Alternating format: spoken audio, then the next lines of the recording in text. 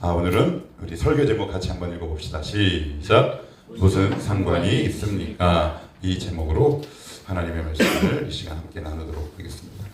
요즘 아시안컵이 한창입니다.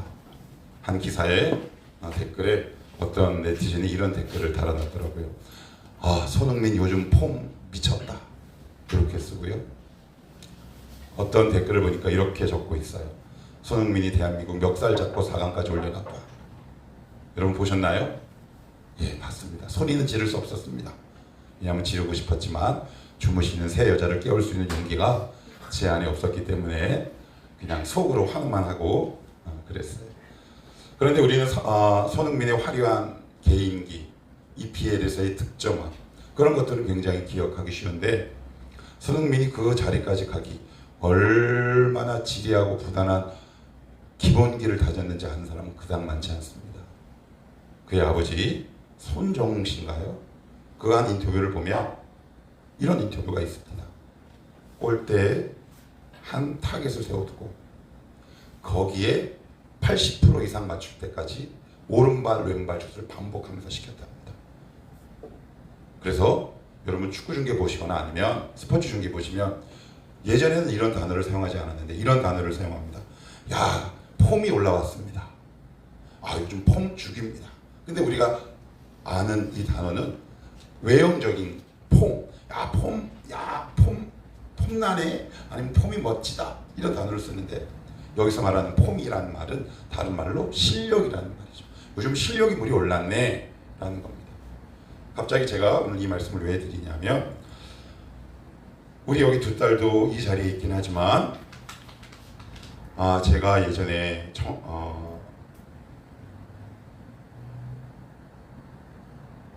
갑자기 생각이 안 나네. 우리 팬데믹 겪었을 때 굉장히 전 교회가 좀 침체되고 다 나름대로 힘들었잖아요. 근데 제가 우리 두 딸들을 불러서 이렇게 얘기했어요.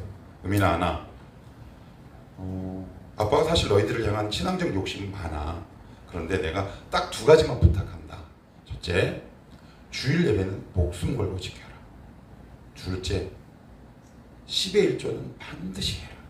이게 신앙의 기본기다 라고 얘기했어요. 기본기 없이는 절대 그 단계를 뛰어넘을 수 없다. 그게 무슨 신앙의 기본기예요? 예를 들어 볼까요? 여러분 이 자리에 왔지요. 뭘 드린 겁니까? 시간을, 11조는요, 물질을. 이 세상을 구성하고 있는 가운데 가장 중요한 두 가지 요소가 뭘까요? 시간과 물질을 드렸으면 일단 기본은 하신 겁니다. 그러니까 이 신앙의 외형적 이 폼, 이 기본기를 잘 닦아주셔야 해요. 특별히 청년일 때. 이건 굉장히 중요합니다. 제가 제자 훈련을 하는 가장 근본적인 딱 한 가지 이유를 꼽으라면 신앙의 기본기의 폼을 갖춰주는 겁니다. 그런데 어떤 친구는 제자 훈련, 이런저런 훈련을 받았는데 신앙의 기본적인 폼이 안 갖춰져 있는 친구들이 있어요. 제가 이 자리를 통해서 얘기하면 조심스럽긴 하지만 언젠간 어디서 누수 현상이 생깁니다. 왜? 저의 경험을 보더라도, 그리고 20년 동안 청년 사역을 하면서 보더라도 신앙의 기본기가 탄탄한 친구가 성숙하고 성장합니다. 사실 오늘 이 말은 제 원고에 없어요. 다시 한번 당부하고 부탁하지만 주일 성수와 10의 1조는 신앙의 기본 폼입니다.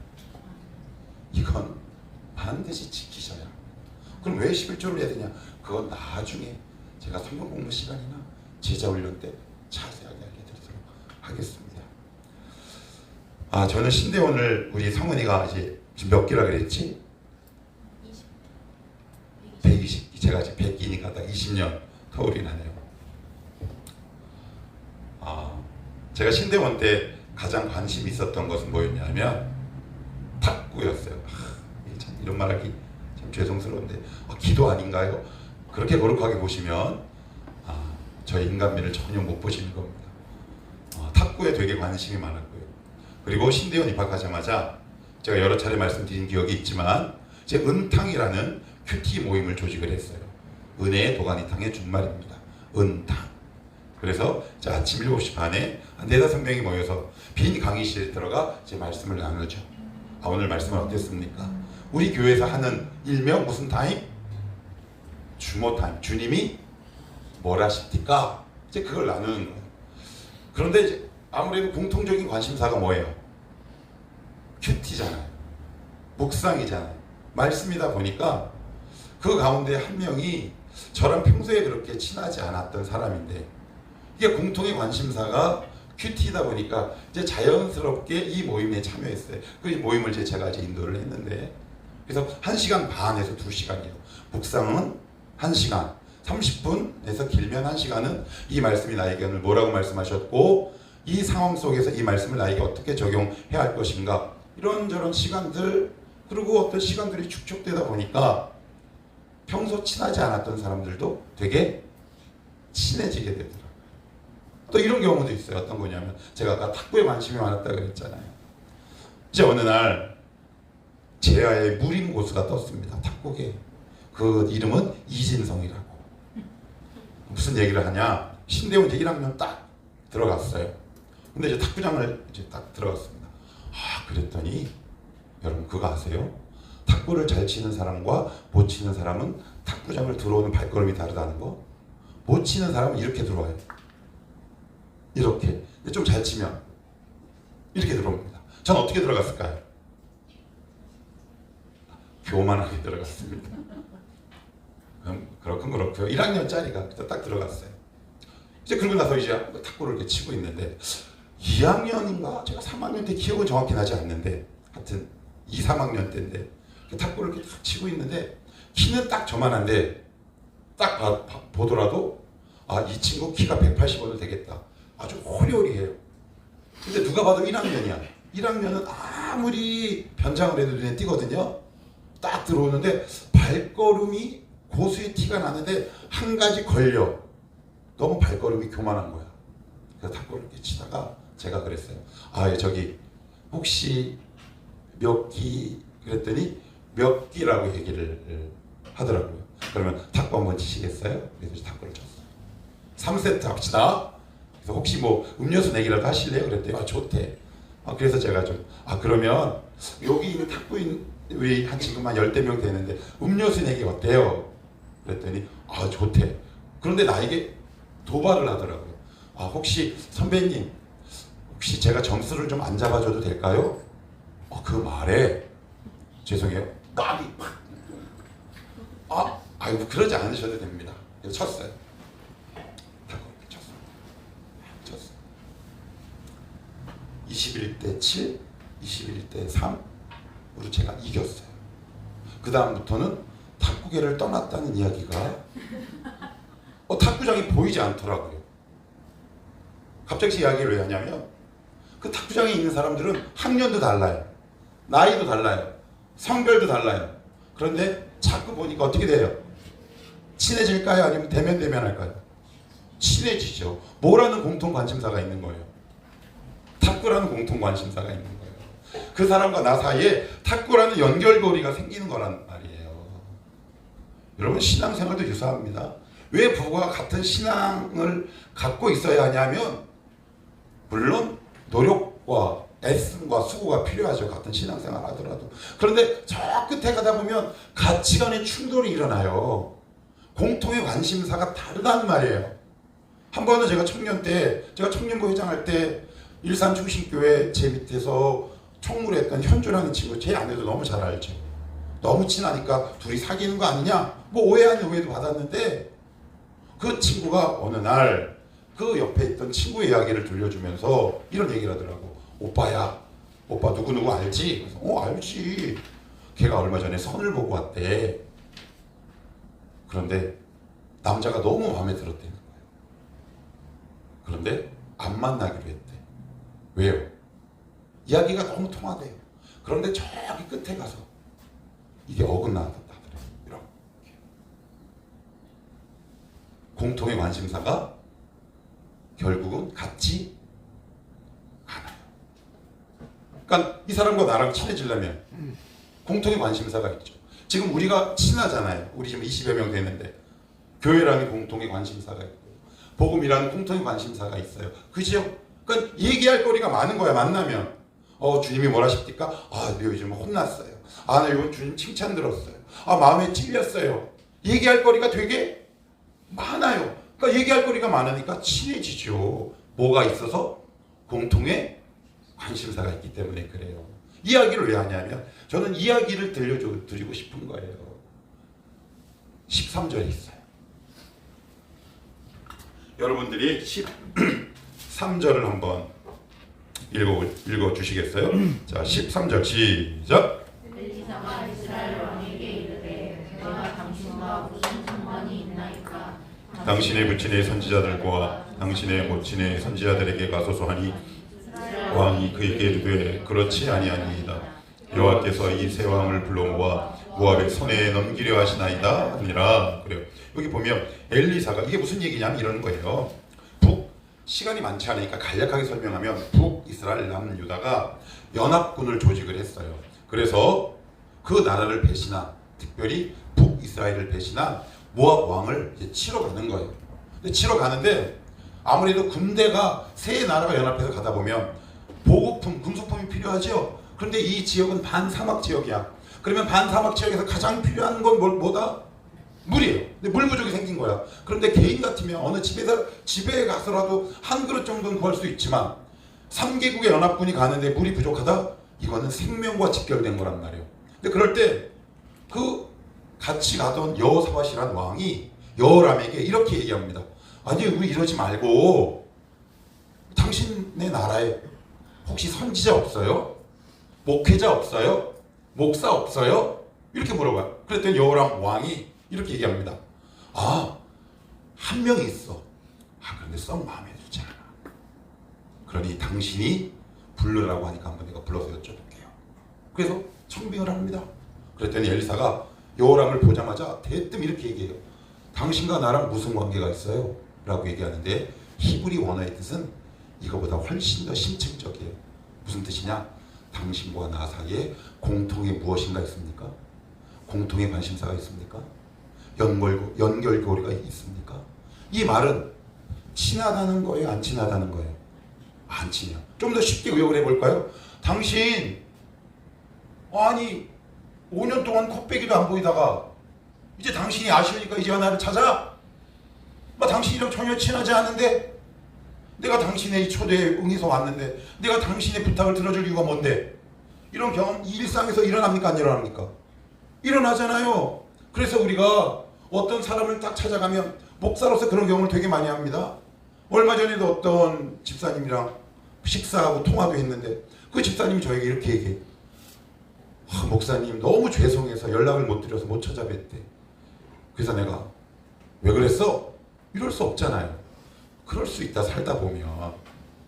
그러니까 평소에 공통의 관심사도 없고 연락도 안 하면 왜 인간관계가 서먹서먹하고 대면대면 하잖아요. 그러니까 엘리사가 이 이야기를 한 건 무슨 얘기냐? 이런 뜻이에요. 너 나랑 무슨 관계 있어? 공통의 관심사가 있어? 친해? 아니요. 너 하나님과 친하냐고 묻는 겁니다. 여러분 하나님과 친하십니까? 희수 하나님과 친해? 신집사님 하나님이랑 친하십니까? 여러분 하나님과 친하세요?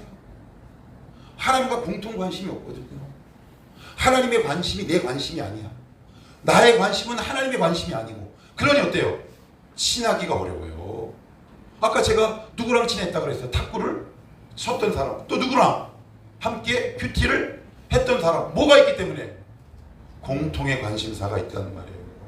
이 말은 우리에게 던지는 엘리사의 예리한 질문이라고요. 너 하나님과 친해? 라고 물어보는 거예요. 그러면 하나님과 나 사이에 친하지 않아. 그럴 수 있어요? 없어요? 있지요? 그러면 친하지 않으면 내가 신앙생활을 하고 일상에서 어떤 일들이 발생할까요? 10절에 나와요. 10절 여러분들이 한번 찾아서 읽어보세요. 10절입니다. 자, 10절 시작. 이스라엘 왕이 이르되 슬프다. 여호와께서 이 세 왕을 불러 모압의 손에 넘기려 하시는 누가 아니. 이게 무슨 얘기일까요? 이 모든 일의 책임은 누구에게 있다? 하나님 탓 있다. 누구 탓을 하는 겁니까? 하나님 탓. 전쟁을 누가 일으켰어요? 본인이. 자기가 잘못한 건 생각 안 해놓고 내가 가다가 물질이 부족해. 내가 가다가 하는 일이 막혀. 그러면 하나님과 나 사이에 친밀함이 없는 사람, 교제의 시간이 확보되지 않은 사람에게 나타나는 아주 전형적인 믿음의 특징은 뭔지 아십니까? 하나님 향해 날카로운 빛을 꽂기 시작합니다. 이게 친하지 않은 증거예요. 친하지 않습니다. 이걸로 끝나느냐? 열왕기하 5장을 한번 보십시다. 열왕기하 5장. 한 장만 넘기면 돼요. 그죠? 멀리 안 가요. 자, 11절 한번 읽어보시겠어요? 11절. 자, 시작. 나아만이 과하여 물러가며 이르되 내 생각에는 그가 내게로 나와서 그의 하나님 여호와의 이름을 두고 그의 손을 그 부위 위에 흔들며 나방을 부시게 하였도다. 12절도요. 시작. 다메섹 왕 아마나 바로바를 이스라엘 모든 강물보다 낫지 않느냐. 내가 거기서 몸을 씻으면 깨끗하게 되지 아니하고 몸을 돌려 분노하였더니. 거기 두 번 반복되는 단어가 뭐가 있어요? 분노라는 단어예요. 하나님이 나만을 고쳐주기 위해 이렇게 얘기합니다. 너 있잖아. 저 강에 가서 몸을 좀 씻어. 그랬더니 나만이 화가 너무 난 거야. 아니 우리 고국에 가면 이 조그만 요단강보다 훨씬 큰 강이 있는데 내가 거기 가서 몸을 씻지 이 조그만 데 가서 왜 몸을 씻어? 하고 분을 냅니다. 하나님과 친밀하지 않으니까 하나님이 어떤 분인지 모르니까 하나님이 나에게 어떤 말과 행동을 하셔도 내 안에는 분노가 일어나는 겁니다. 여러분 지금 여러분 집안 꼴을 보고 분노하시잖아요. 하나님 왜 책임지지 않으세요? 하나님이 왜 책임을 안 질까요? 여러분이 지금 분노하고 있는 겁니다. 여러분 분노하고 있어요. 왜요? 하나님과 친하지 않아. 그러니 한번 더 예를 들어볼게요. 얼마 전에도 저희 아내랑 얘기하다가 살짝 부딪혔다는 표현보다는 살짝 결이 좀 다른 말이 있었는데 무슨 말인지 정확히 기억은 안 나지만 예전에는 이런 말로 제 아내랑 뭐 티격태격 다툰 적이 있어요. 제가 한번 말씀드렸어요. 저는 서울에서 자라서 제가 살았던 동네에서는 남자에게 삐지다라는 말을 거의 듣고 자라지 못했어요. 삐지다라는 말은 여자에게 하는 말이었다는 말이에요. 그러니까 삐지다라는 말은 누구를 연상시켜요? 여자. 그런데 어느 날 통화하다가 제 아내가 삐졌어? 감히? 왜 그래요? 그때만 하더라도 오정이랑 이진성은 아직 덜 친한 거예요. 그러니 상대방이 작은 말도 오해해요. 누구 식으로 해석하는 거야? 나의 식으로 해석하는 겁니다. 신수민의 방법으로 해석하는 거예요. 신영석 집사님의 방법으로 해석한다니까요. 왜 그래요? 하나님과 친하지 않기 때문에 그렇습니다. 하나님이 무슨 말만 해도 오해합니다. 그래서 하나님과 친하지 않으니까 상황의 변화가 조금 생기면 내 안에 두 가지 단어가 이렇게 양쪽에서 올라와요. 한쪽은 오해, 거기서 파생된 분노가 올라옵니다. 여러분 하나님 향해 분노의 나를 칼을 갈아본 적 있습니까? 없습니까? 아니면 숨겨보셨습니까? 제가 봤을 땐 굉장히 상당수가 하나님 향한 분노가 있습니다. 하나님 왜 이래요? 그런데 무서워서 표현을 하지 못합니다. 오히려 표현하면 나요. 그런데 싹 감추고 있지. 하나님 향한 분노가 없습니까? 없었습니까? 앞으로 없을까요? 그 모든 일의 시작은 하나님과 친하지 않은 데서 오는 겁니다. 예화를 신약 성경 하나만 더 찾아봅시다. 마가복음 5장으로 갑니다.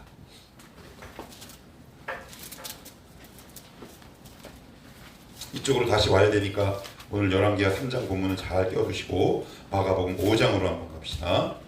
여러분 여기 보시면 깜짝 놀랍니다. 똑같은 말이 나옵니다. 5장 7절. 자 7절입니다. 찾으셨나요? 자 큰 소리로 여기 또 말씀도 큰 소리네. 자 같이 우리 한 목소리로 큰 목소리로 시작. 큰 소리로 부르짖어 이르되 지극히 높으신 하나님의 아들 예수여 나와 당신이 무슨 상관이 있나이까. 영어 성경은 이 말을 이렇게 번역했어요. I have nothing to do with you. 무슨 얘기예요? 당신과 전혀 관계가 없다.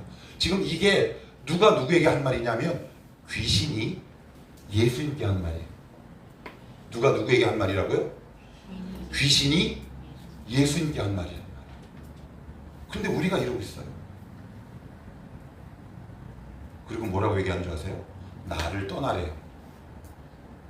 근데 지금 그 귀신 들린 사람을 고치러 왔거든요.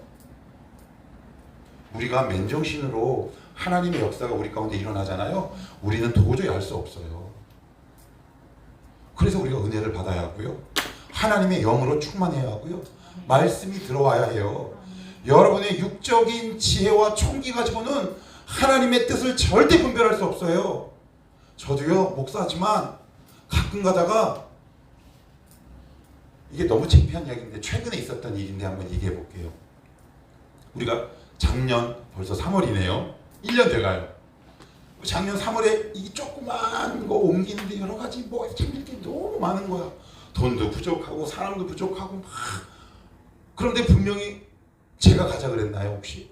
우리 스스로 누군지 모르지만 자연스럽게 분위기가 형성됐어요. 그래서 저는 확신했죠. 아, 이건 하나님 거구나. 하나님이 역사하셨구나. 그 누구나 다 고백하는 거예요. 그러면 제 생각엔 어떤 생각이 있을까요? 하나님이 감동 주셨으니까 하나님이 책임지실 거예요. 근데 돈이 너무 부족한 거예요. 그렇게 딱 생각하니까 제 안에 뭐가 차오를까요? 분노가 차올랐어요.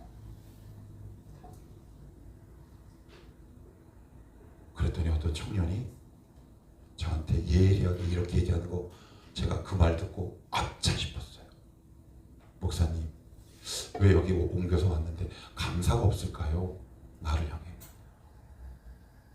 와, 제가 한 대 엄청 맞았어요. 제가 하나님과 친하지 않았나 봐요. 여러분, 하나님과 친하십니까? 하나님이 이렇게 해도 그 말을 신뢰하십니까?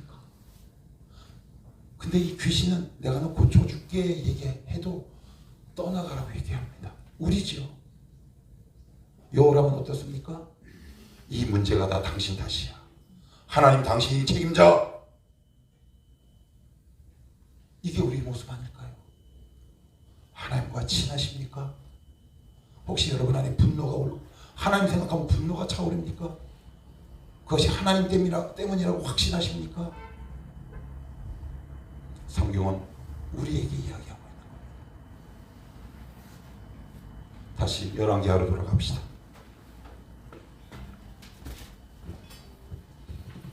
열왕기하 3장으로 다시 돌아가서 자 13절에 보면 이렇게 얘기합니다. 자 13절 끝에 이스라엘 왕 여호람 왕이에요. 그에게 이르되 그렇지 아니하니이다.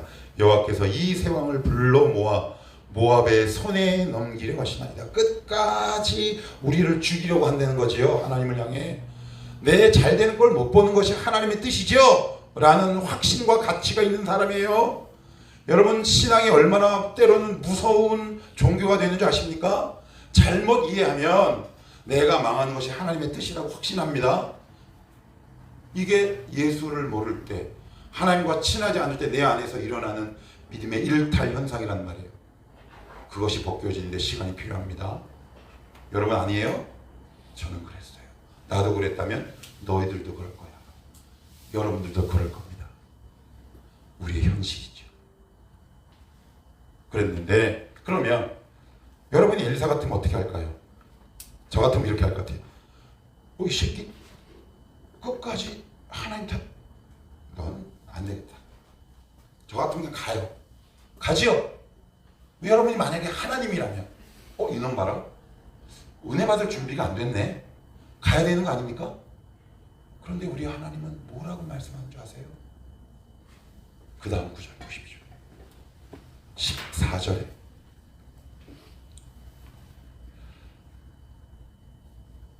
(16절) (17절) 한번 읽어봅니다. 시작. 그가 이르되 여호와의 말씀이 이 골짜기에 개천을 많이 팔아 하셨나이다. 여호와께서 이르시기를 너희가 바람도 보지 못하고 비도 보지 못하되 이 골짜기에 물이 가득하여 너희와 너희 가축과 짐승이 마시리라 하셨나이다. 여러분이 하나님이라면 우리 대인관계에서도 그렇지 않습니까? 내가 할 수 있는 만큼 해보지만 얘가 전혀 준비가 안 되면 그 사람에게 돌아서는 것이 인지상정 아닐까요? 이 선물을 받을 준비가 되어 있지 않아요. 여전히 하나님 탓하고 있다면 내가 하나님이라면 이렇게 얘기할 것 같아요. 아, 넌 좀 고생 좀 해봐라. 그런데 그런 연합군에게 뭐라고 얘기하느냐? 개천을 바랍니다.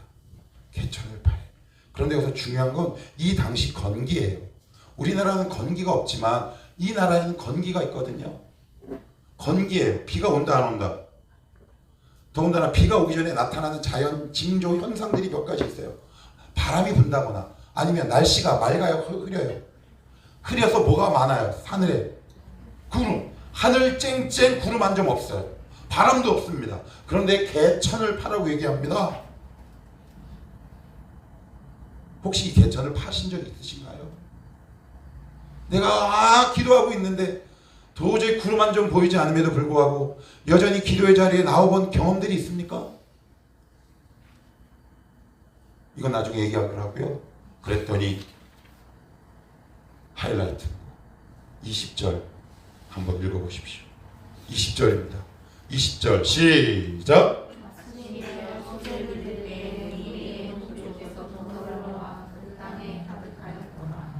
여기 보시면 자, 개천을 팠어요. 그리고 나서 이제 소재를 탁 드리는데 그냥 물이 흘렀다라는 표현을 사용하지 않고 에돔 쪽에서부터 물이 흘러서 차고 넘쳤대요. 이게 무슨 얘기냐? 이게 무슨 얘기냐면 3개 연합군이라고 그랬어요. 그죠? 3개 연합군이 물 부족을 겪었던 곳이 바로 에돔입니다. 그런데 잘 생각해 보십시오. 이 3개국 연합군을 모아서 징벌하자고 제의한 게 누굽니까? 여호람이요. 하나님 앞에 묻지 않고 선택 잘했나요? 잘못했나요? 잘못했어요. 여호람의 잘못된 선택으로 3개 연합군이 죽을 위기에 빠졌어요. 나의 잘못된 선택으로 내 식구가 죽을 위기에 빠져요. 이진성의 잘못된 선택으로 내 인생에 큰 훈결이 생겨요. 저는 지금도 저를 아프게 하는 선택이 몇 가지 있어요. 그 중에 하나가 제 아내랑 상의하지 않고 일방적으로 휴학한 거예요. 지금도 굉장히 많이 아파요. 그런데 하나님은 거기서부터 나를 회복해 하시는 은혜를 부어주셨어요. 나는 분명히 선택을 잘못했는데 여러분 앞으로 선택 잘하면 사실 자신 있습니까? 100% 이 선택은 완벽하다 할 자신 있나요? 우리 인간이 길에 그런 일은 아예 불가능합니다. 여러분 인생을 한번 돌아보십시오. 내 과거를 돌아봤을 때 그때 내가 왜 이렇게 선택했지? 내가 그런 결정을 하지 말았어야 했는데 가슴을 치는 일들이 누군가에게 한두 가지쯤은 있어요? 없어요? 있지요? 그런데 거기서 하나님의 구원과 은혜가 시작됩니다. 할렐루야죠. 우리는 그 은혜로 살아가는 자들입니다. 여러분 과거의 잘못된 선택으로 가슴 아파하십니까? 하나님의 은혜 가운데 들어오시고 하나님과 지내십시오. 그러면 그 하나님이 여러분의 역사의 물줄기와 여러분의 잘못된 선택을 수정하고 아예 바꿔버리십니다. 거기서 물줄기가 나오는 겁니다. 나는 분명히 잘못된 선택했는데 그런데 내가 하나님 의지하니까 이렇게 우리의 삶이 바뀌는구나라는 것을 경험한 겁니다. 여러분 이런 일들을 경험해야 하지 않겠습니까? 하나님과 친하십니까? 하나님과 친밀하십니까? 누구와 친하십니까? 무엇과 친하십니까? 하나님과 친해지십시오. 그것이 우리의 삶을 결정짓는 가장 중요한 삶의 가치요 방향.